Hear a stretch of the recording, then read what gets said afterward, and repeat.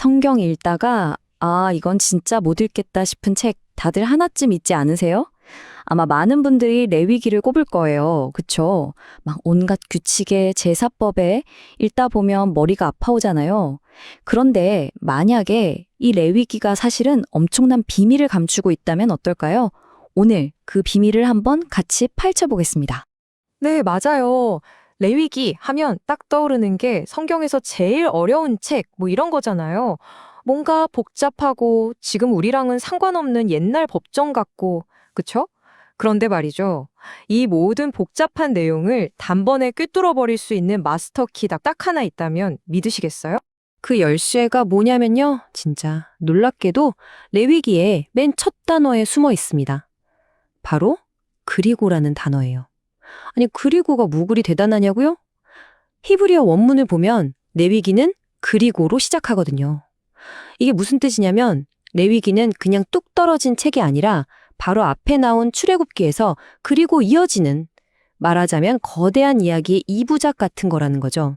자, 출애굽기에서 이야기가 이어진다고 했잖아요.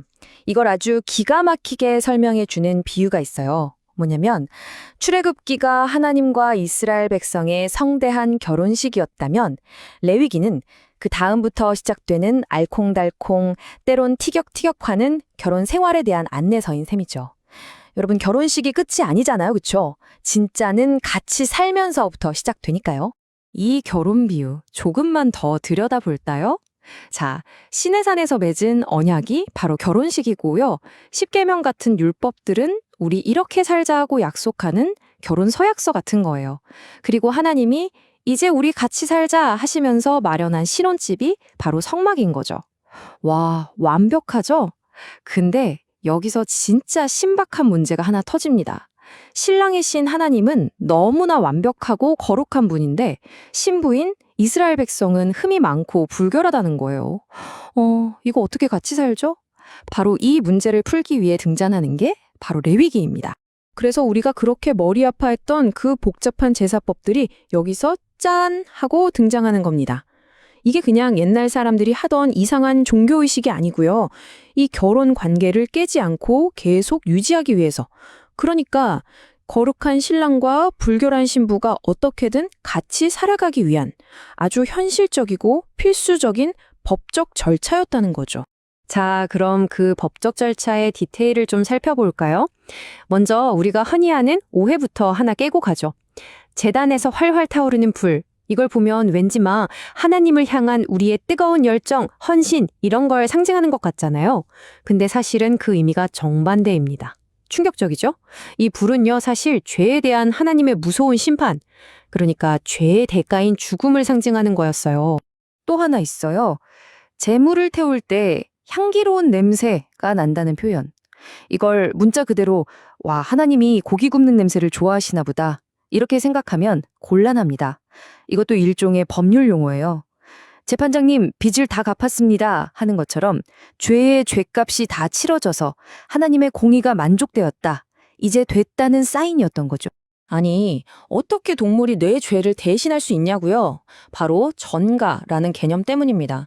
이게 좀 어려운 말인데 쉽게 말해 옮긴다는 뜻이에요. 계좌이체 같은 거죠. 예배자가 동물의 머리에 손을 딱 얹잖아요. 그게 바로 내 죄를 이 동물 계좌로 이체합니다 하는 법적인 선언인 거예요.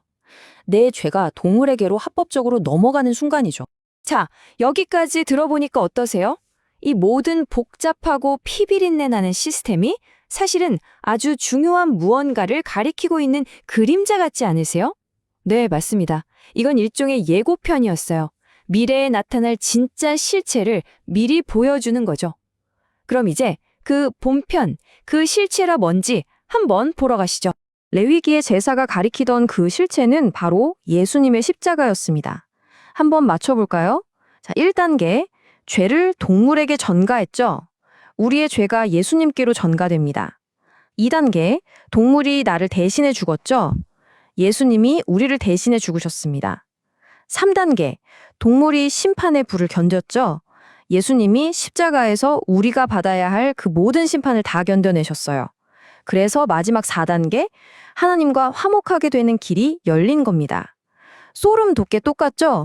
그런데 그림자와 실체 사이에는 아주 결정적인 차이가 하나 있습니다. 구약 시대에는요, 내가 흠 있는 동물을 끌고 가서 제사를 드렸잖아요. 그건 일시적인 거였어요. 하지만 신약에서는요, 하나님께서 직접 완벽한 제물이신 아들을 보내셔서 이 죄의 문제를 단번에, 영원히, 완전히 해결해 버리셨다는 겁니다. 스케일이 다르죠? 자, 여기까지가 레위기의 큰 그림입니다. 아, 그래서 레위기가 십자가 이야기였구나. 이제 좀 이해가 되시죠? 근데 여기서 끝이 아니에요. 그럼 이 옛날 제사 이야기가 오늘을 사는 우리랑 도대체 무슨 상관이 있을까요? 왜 하나님은 이렇게까지 끔찍하고 생생한 방법으로 제사를 드리게 하셨을까요? 그 이유를 한번 파고들어 보죠. 생각해 보세요. 내가 기르던 양이나 소를 내 손으로 직접 잡아서 피를 보고 그 살을 발라내야 해요. 상상만 해도 끔찍하죠? 이 끔찍한 과정의 목적은 딱 하나였습니다. 죄라는 게 그냥 머리로만 아는 개념이 아니라 이렇게 끔찍한 죽음과 피를 불러오는 정말 무겁고 심각한 거라는 걸 온 몸으로 뼈저리게 느끼게 하려는 일종의 충격요법이었던 거죠. 바로 이 죄의 무게를 아는 것. 이게 신약의 아주 중요한 가르침인 자기를 부인하라라는 말과 바로 연결됩니다. 나를 부인하고 날마다 십자가를 지라 하는 말씀 있잖아요. 내 죄가 얼마나 무거운지를 알아야 비로소 나 자신을 내려놓고 십자가를 질 수 있게 된다는 거죠. 이게 출발점이에요. 자기를 부인한다. 와, 말만 들어도 너무 거창하고 어렵게 느껴지죠? 무슨 순교라도 해야 할 것 같고. 근데요, 사실 이 자기 부인은 아주 사소한 우리 일상 속에서 일어나는 일이더라고요. 한 저자의 경험담을 들어보면, 아, 이게 자기 부인이구나 하고 무릎을 탁 치게 될 겁니다. 이야기는 이렇습니다. 아버지 생신이라 이분은 우리 가족끼리만 조용히 식사하는 걸 계획했어요. 완벽하죠. 그런데 아버지가 갑자기 얘야, 친척들도 다 부르자 하시는 거예요.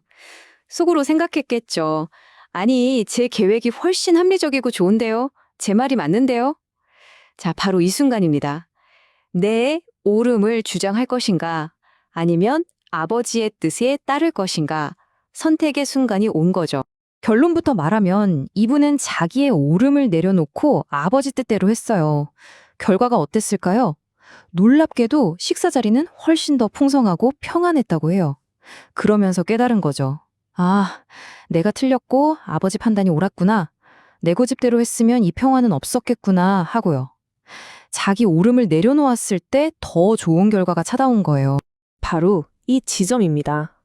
우리가 지금까지 이야기했던 제사, 죄의 무게, 자기 부인, 이런 무겁게만 느껴졌던 단어들이 완전히 새로운 의미, 즉 희망과 자유라는 메시지로 바뀌는 순간이에요. 생각해보면 내가 맞아, 내 방식대로 해야 해 라고 고집하는 그 나의 옳음이라는 멍에 그거 메고 있으면 진짜 피곤하고 힘들지 않으세요? 그런데 예수님은 말씀하시죠. 내 멍에는 쉽고 가볍다고요. 그러니까 자기 부인은요. 그 무겁고 나를 짓누르는 멍에를 벗어던지고 예수님이 주시는 가볍고 편안한 멍에로 바꿔매는 것과 같아요. 그리고 오늘 이야기의 하이라이트, 정말 핵심적인 문장이 나옵니다. 십자가는 무거운 짐이 아니라 죄의 중력을 이기게 하는 날개이다. 와, 정말 멋진 표현 아닌가요? 십자가가 우리를 짓누르는 짐이 아니라 오히려 우리를 계속 아래로 끌어당기는 그 죄의 힘을 박차고 하늘로 날아오르게 하는 날개라는 거예요. 정리해 볼까요? 결국 나를 내려놓는다는 건요, 나를 잃어버리는 게 아니에요. 오히려 그리스도 안에서 진짜 나를 발견하는 거죠. 이건 짐이 아니라 내가 옳아야만 해 라는 강박에서 벗어나는 진정한 자유입니다.